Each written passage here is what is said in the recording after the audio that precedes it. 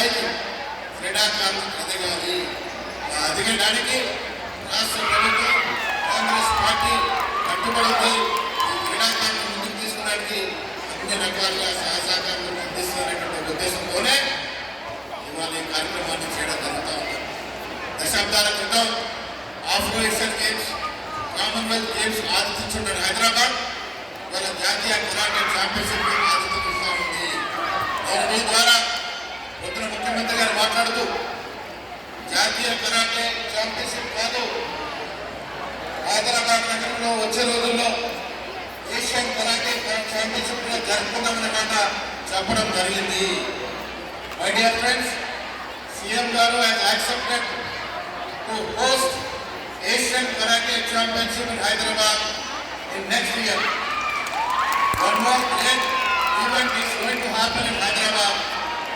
Mr. Revanth Reddy Garu has accepted in the morning to host Asian Karate Championship in Hyderabad in 2027.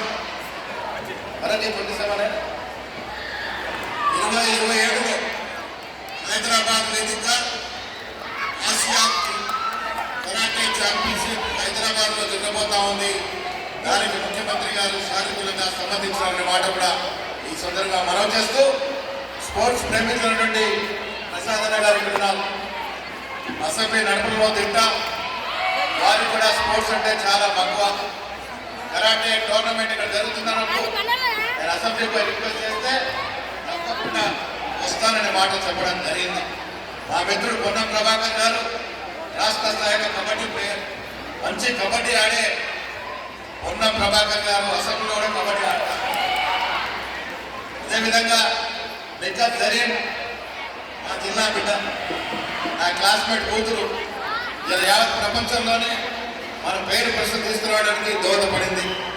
అన్నిటికి మించి వీళ్ళు అన్ని తానే చేస్తున్నటువంటి మా sports authority chairman Shivasena Reddy గారు జాతీయ స్థాయిలో కబడ్డీ ఆడినటువంటి మంచి కబడ్డీ ప్లేయర్ అయినటువంటి శివసేన రెడ్డి గారు